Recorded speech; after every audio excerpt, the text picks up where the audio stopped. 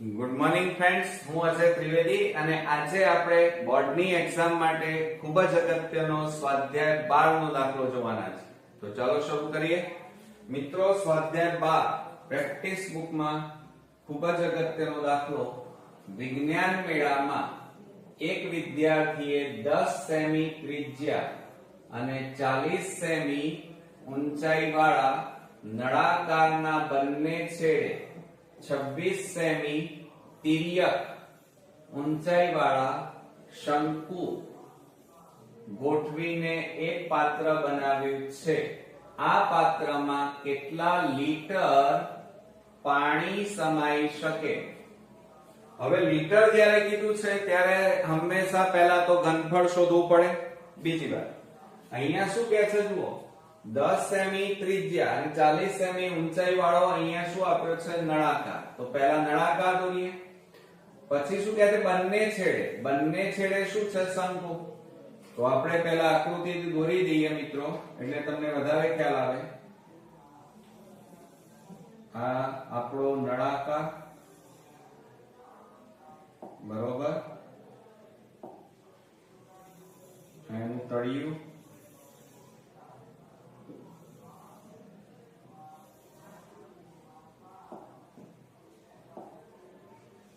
એક બાજુ શંકુ,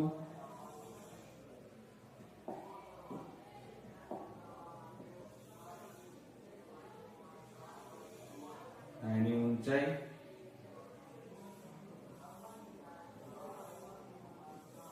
નળાકારની બહારની સપાટી વક્ર સપાટી કહેવાય, અને આ એની ઉપરની બાજુ એ બીજો શંકુ આપણે આ રીતે દોરી દઈએ. આ બીજો શંકુ, અને આ એની ત્રિજ્યા, આ એની ઊંચાઈ થઈ. બરોબર. ચાલો, હવે શું કે છે? 10 સેમી ત્રિજ્યા અને 40 સેમી ઊંચાઈ વાળા નળાકાર. એટલે મિત્રો જો અહીંયા આપણને ત્રિજ્યા કેટલી કીધી છે? 10 સેમી. તો આ પણ કેટલી થાય? ત્રિજ્યા 10 સેમી થાય. 10 સેમી. ઊંચાઈ આપી દીધી છે નળાકારની, અને એ છે મિત્રો 40 સેમી. નળાકારની ઊંચાઈ 40 સેમી. બંને છેડે 26 સેમી તિર્યક ઊંચાઈ. તિર્યક એટલે ત્રાસી ઊંચાઈ કહેવાય આ. અને એનું માપ આપણને કેટલું કીધું છે? 26. આ માપ આપણને કેટલું કીધું છે? 26. આપણને સીધી ઊંચાઈ આ નથી આપી, h નથી આપ્યા. આ h કહેવાય, એ આપણને આપ્યા નથી. તો એ શોધવા પડે. પણ એ પહેલા આપણને જે વસ્તુ આપી છે લખી કાઢીએ. પહેલો લઈએ નળાકાર. નળાકારની ત્રિજ્યા એ જ તમારી શંકુની ત્રિજ્યા થાય, અને બંનેની સરખી જ હોય. અને એ ત્રિજ્યા કેટલી છે? 10 સેમી. બીજું, ત્યાર પછી આપણને શું આપ્યું છે? નળાકારની ઊંચાઈ આપી દીધેલી છે. તો નળાકારની ઊંચાઈ બરાબર કેટલી છે? 40 સેમી. બરોબર. ચલો, ત્યાર પછી આપણને શંકુની તિર્યક ઊંચાઈ આપી છે. શંકુની તિર્યક ઊંચાઈ એટલે ત્રાસી ઊંચાઈ કહેવાય, બરાબર L. L બરાબર 26 સેમી. પણ આપણી પાસે શંકુની સીધી ઊંચાઈ નથી, તો એ શોધવી પડે. એટલે કે આપણને h આપેલા નથી. બરોબર. તો એનું સૂત્ર લખીએ. L² બરાબર h² પ્લસ r². આ આપણું સૂત્ર છે મિત્રો. બરોબર. હવે એમાં કિંમત મૂકો.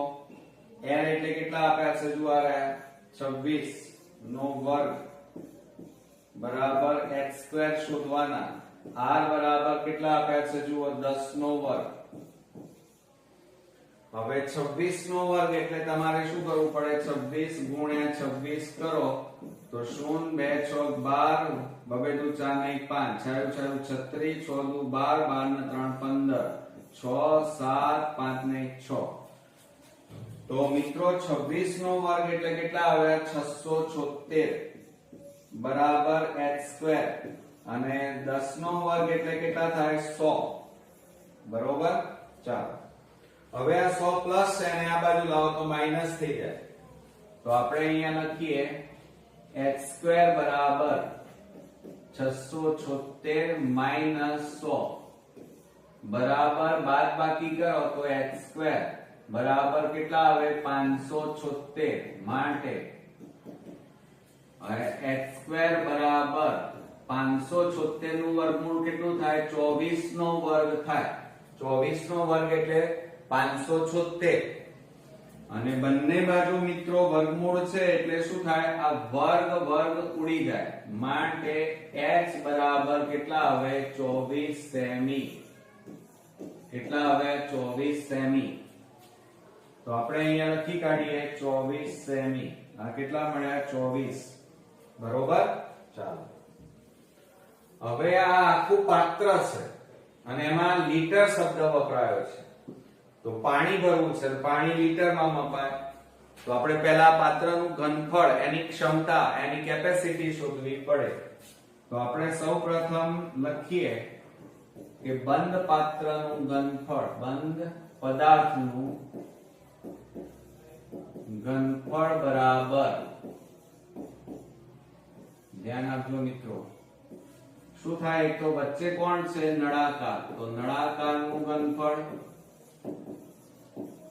વત્તા હવે જો બંને બાજુ શંકુ કેવા છે સરખા એટલે બે શંકુ છે એટલે આપણે કૌંસમાં બે લખવાના બે શંકુનું ઘનફળ. શંકુનું ઘનફળ. હવે આપણે સૂત્રો મુકતા થઈ જઈએ. ચાલો તો બરાબર શું થાય નળાકારનું ઘનફળ બરાબર પાઈ r સ્ક્વેર h અને પ્લસ કૌંસમાં 2 ગુણ્યા હવે મિત્રો જો શંકુનું ઘનફળ આપણને કીધું કોનું શંકુનું તો સૂત્ર શું થાય 1/3 પાઈ r સ્ક્વેર h થાય. પણ અહીંયા h આપણે સ્મોલ લીધો તો અહીંયા કયો લેવો પડે કેપિટલ લેવો પડે. તો આપણે અહીંયા કેપિટલ h લઈએ બરોબર. ચાલો બરાબર આ પાઈ r સ્ક્વેર h એમના m પ્લસ આ બે નો ગુણાકાર કરો તો શું થાય 2 * 2 છેદમાં 3 પાઈ r સ્ક્વેર h. હવે મિત્રો આ બે માંથી સામાન્ય કાઢો. ચાલો શું સામાન્ય નીકળે તો પાઈ સરખા છે r સ્ક્વેર સરખા છે સામાન્ય નીકળે તો બાકી કેટલા રહે ઊંચાઈ અલગ અલગ છે. શંકુની અને નળાકારની ઊંચાઈ અલગ છે એટલે સામાન્ય ન નીકળે. તો અહીંયા સ્મોલ h પ્લસ આ 2/3 ગુણ્યા અહીંયા કેટલા વધે કેપિટલ H. હવે મિત્રો જુઓ આ પાઈ એટલે કેટલા લેવાના 22/7 ગુણ્યા ત્રિજ્યા 10 ગુણ્યા 10 વર્ગ છે એટલે બે વાર લખવી પડે. કૌંસમાં આ કોની ઊંચાઈ તો જુઓ સ્મોલ છે સ્મોલ h એટલે અહીંયા જુઓ આપણે હા અહીંયા મિત્રો આપણે એક કામ કરવું પડશે.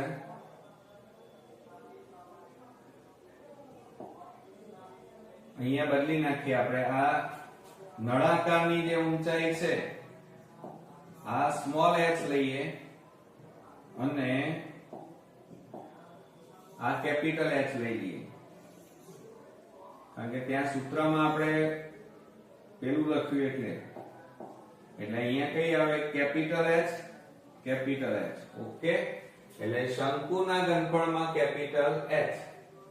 હવે આ સ્મોલ h કોના માટે લીધું નળાકારની ઊંચાઈ એટલે 40 પ્લસ 2/3 ગુણ્યા કેપિટલ H એટલે 24 છે છેદમાં 1. હવે છેદ ઉડાડી દો ચાલો તો શું થશે 3 8 24 બરાબર 22 ગુણ્યા 10 ગુણ્યા 10 એટલે 100 છેદમાં 7 ગુણ્યા કૌંસમાં 40 વત્તા 2 ગુણ્યા 8 2 8 16 બરાબર 22 ગુણ્યા 100 છેદમાં 7 ગુણ્યા બેનો સરવાળો કરો 56 થાય અને હવે છેદ ઉડાડી દઈએ. ચલો 7 8 56 અને 22 ગુણ્યા 8 176 અને પાછળ કેટલા મીંડા? 2 મીંડા. તો આ શું આવ્યું મિત્રો? ઘનફળ. પણ આપણને અહીંયા બધી વસ્તુ શેમાં આપેલી છે? સેમી માં આપેલી છે. એટલે એકમ કયો લખાય? સેમી ઘન. ઓકે, ચાલો હવે આ અહીંયા શું કહે છે? પાત્રમાં કેટલા લીટર? આ સેમી ઘનને હવે આપણે શેમાં ફેરવવા પડે? લીટરમાં ફેરવવા પડે. તો આપણે અહીંયા લખીએ 1000 સેમી ઘન બરાબર 1 લીટર. આ સૂત્ર યાદ રાખજો. માટે આપણી પાસે કેટલા છે? 17600 સેમી ઘન બરાબર કેટલા લીટર? ઓકે, હવે જો એની અંદર શું થશે? તો આ 17600 ઉપર જાય, છેદમાં 1000 આવ્યા, બરોબર, ગુણ્યા 1/1 બરાબર. હવે મિત્રો આપણે છેદ ઉડાડી દઈએ. જુઓ તો મીંડે મીંડે ઉડી ગયા. હવે 176/10 એક મીંડું છે તે એક રકમ પછી પોઈન્ટ કાપો તો 17.6 અને આ શું આવ્યા મિત્રો? લીટર. બરોબર, આ આપણો શું આવી ગયો? જવાબ. લીટર પાણી સમાઈ શકે. ઓકે, તો આ રીતે આપણો જવાબ અહીંયા મળ્યો. પરંતુ અહીંયા ખાસ ધ્યાન રાખવાનું કે જ્યારે સેમી ઘન હોય એને લીટરમાં ફેરવવા હોય તો એનું સૂત્ર યાદ રાખવાનું. 1000 સેમી ઘન બરાબર 1 લીટર. ઓકે મિત્રો, છઠ્ઠા નંબરનો આપણે આજે દાખલો જોઈશું અને એની અંદર 14 સેમી ત્રિજ્યા ધરાવતા નળાકાર ના એક છેડે 48 સેમી ઊંચાઈનો શંકુ અને બીજા છેડે એક અર્ધગોલક લગાવેલ છે. નળાકાર ભાગની ઊંચાઈ 22 સેમી હોય તો સંયોજિત પદાર્થની કુલ સપાટીનું ક્ષેત્રફળ શોધો. મિત્રો આપણે અહીંયા ક્ષેત્રફળ શોધવાનું અને આપણને એમ કીધું છે કે નળાકાર પહેલા આપેલો છે તો આપણે પહેલા નળાકાર દોરી દઈએ. ચાલો સૌપ્રથમ પહેલા આપણે અહીંયા નળાકાર દોરીએ. આ રીતે આપણે આ નળાકાર દોરી દીધો. ચાલો હવે શું કહે છે? નળાકારના એક છેડે 48 સેમી ઊંચાઈનો શંકુ. હવે એક છેડે આપણને આ રીતે શંકુ આપેલો છે.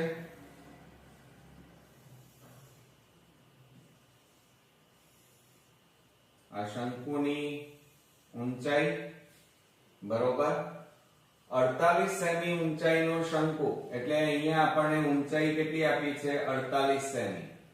બરોબર, પછી અહીંયા બરોબર ધ્યાનથી તમે જુઓ. ત્યારબાદ બીજા છેડે એક અર્ધગોલક. હવે આપણને બીજા છેડે અર્ધગોલક આ રીતે આપેલો છે. આમ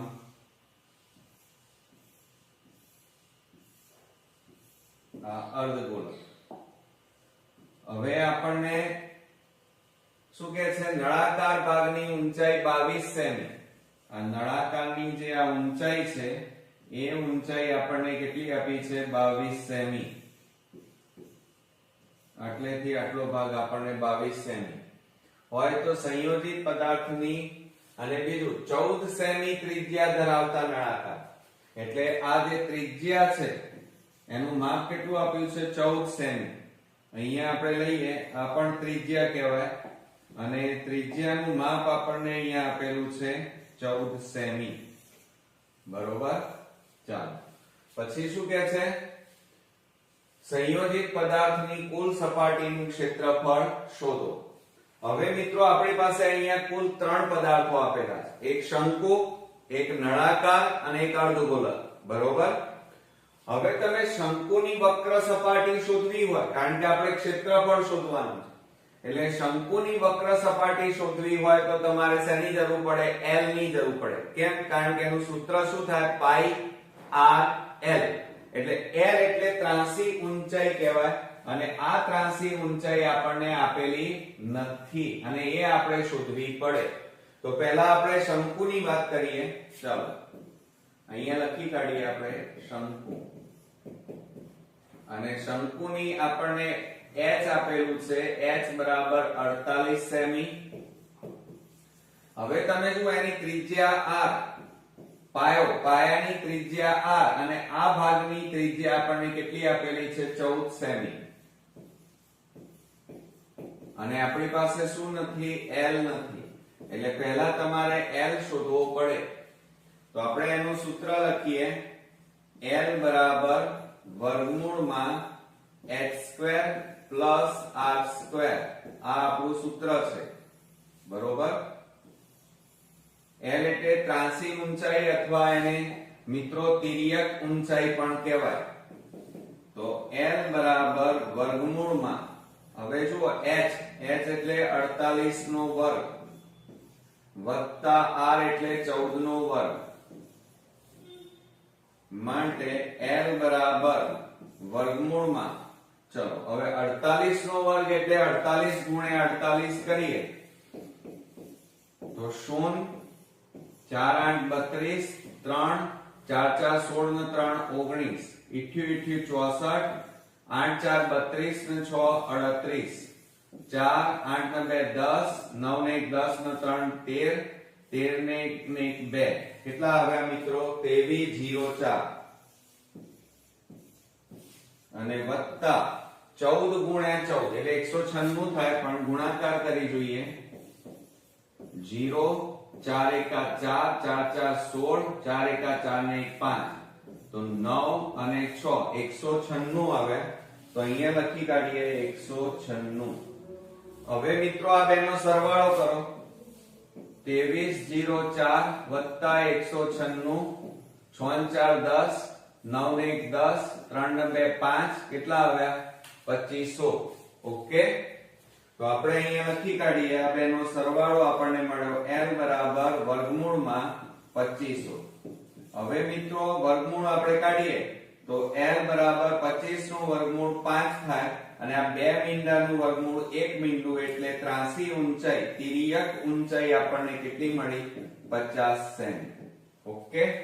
ચાલો હવે મિત્રો બરોબર ધ્યાન રાખીએ. તો આપણી પાસે કુલ 3 વસ્તુ આપેલી છે. હવે નળાકારની ઊંચાઈ, તો એ આપણને આપેલી છે, એ લખી કાઢીએ. પહેલા અહીંયા લખીએ નળાકારની ઊંચાઈ, અને એને આપણે કેપિટલ H લખીએ, કારણ કે આપણે ઓલરેડી અહીંયા સ્મોલ h વાપરી નાખ્યો, એટલે એકને એક વખત ડબલ વાર ન વપરાય. તો 22 સેમી. બરોબર. અને તમે જોઈ રહ્યા છો કે નળાકારનો પાયો હોય કે મથાળું, એની ત્રિજ્યા કેટલી છે? 14 સેમી. અને એની એ જ ત્રિજ્યા કોની થાય? આ અર્ધગોલકની થાય. એટલે આપણે અહીંયા લખી કાઢીએ અર્ધગોલક, પછી નળાકાર. આ ત્રણેય એક જ લાઈનમાં ગોઠવાયેલા છે. શંકુ, આ ત્રણેયની ત્રિજ્યા બરાબર કેટલી છે? 14 સેમી થાય. બરોબર મિત્રો. ચાલો હવે તમે બરોબર જુઓ તો આપણને શું કીધું છે? સંયોજિત પદાર્થ. આ આખો જે પદાર્થ છે એને સંયોજિત કહેવાય.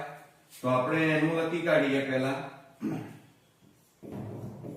કે સંયોજિત પદાર્થનું કુલ સપાટીનું ક્ષેત્રફળ, કુલ સપાટીનું ક્ષેત્રફળ. હવે અહીંયા બરોબર ધ્યાન આપો મિત્રો. તો આપણી પાસે અહીંયા કુલ 3 વસ્તુઓ છે, શંકુ, નળાકાર અને અર્ધગોલક. તો અહીંયા આપણે લખીએ શંકુની વક્ર સપાટીનું ક્ષેત્રફળ વત્તા, ત્યાર પછી નળાકાર લઈએ તો નળાકારની વક્ર સપાટીનું ક્ષેત્રફળ વત્તા એ નીચે કોણ છે અર્ધગોલક, તો અર્ધગોલકની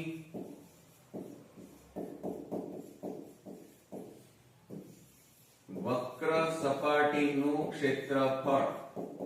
હવે મિત્રો અહીંયા ત્રણ વસ્તુ તૈયાર થઈ, તો આપણે અહીંયા કિંમતો મૂકીએ તો શું થશે જુઓ, બરાબર સૂત્રો લખીએ. શંકુની વક્ર સપાટીનું ક્ષેત્રફળ એટલે પાઈ આર એલ થાય, તો અહીંયા આપણે લખીએ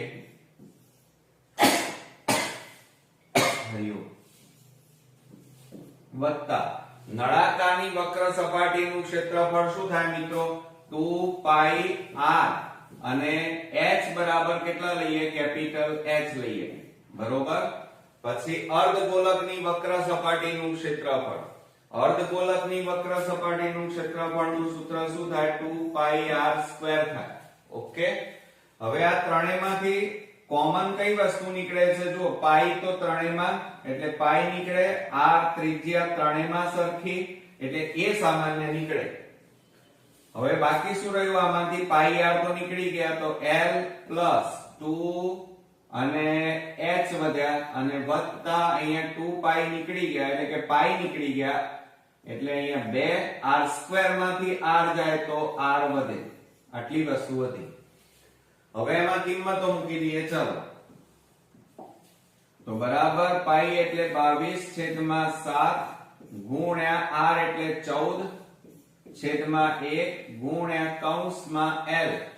l બરાબર જો અહીંયા આપણે શોધ્યા પહેલા અને એ છે 50 પ્લસ 2 ગુણ્યા કેપિટલ H, કેપિટલ H બરાબર કેટલા છે 22 વત્તા 2 ગુણ્યા r એટલે 14 કૌંસ પૂરો. હવે જો અહીંયા છેદ ઉડતા હોય તો ઉડાડી દેવાના મિત્રો, 7 દુ 14 થાય તો બરાબર કેટલા આવે 22 દુ કેટલા થાય 44 ગુણ્યા કૌંસમાં 50 વત્તા આ બેનો ગુણાકાર 22 દુ 44 પ્લસ આ બેનો ગુણાકાર 14 દુ 28 થાય. ક્લિયર? હવે આ ત્રણેયનો આપણે મિત્રો સરવાળો કરીએ. ચાલો, તો 50 પછી 44 અને 28 તો 8 ને 4 12 નો બગડો, 5 ને 1 6 4 10 ને 2 12 કેટલા આવે 122. તો બરાબર આપણે અહીંયા લખીએ 44 ગુણ્યા 122 બરાબર. હવે મિત્રો આનો ગુણાકાર આપણે અહીંયા કરી નાખીએ, એ આપણો જવાબ આવશે. ચાલો, તો 122 ગુણ્યા 44 કરો તો 0 4 દુ 8 2 4 8 4 1 4 8 8 અને 4 તો 8 8 8 16 8 ને 4 12 ને 1 13 વધી 1 4 ને 1 5. તો મિત્રો અહીંયા 5368 અને અહીંયા આપણે ક્ષેત્રફળ શોધી રહ્યા છે અને ક્ષેત્રફળ હોય અને સેમી માં છે એટલે એકમ કયો આવશે સેમી સ્ક્વેર આવે. તો મિત્રો જ્યાં સુધી તમને સૂત્રો ન આવડતા હોય ત્યાં સુધી તમે આવા દાખલાઓ નહીં ગણી શકો. તો આ ખૂબ જ અગત્યનો એક્ઝામ્પલ અહીંયા પૂરો થયો. નેક્સ્ટ વિડિયોમાં નવા એક્ઝામ્પલ સાથે ફરી મળીએ. ત્યાં સુધી ગુડ નાઇટ ફ્રેન્ડ્સ.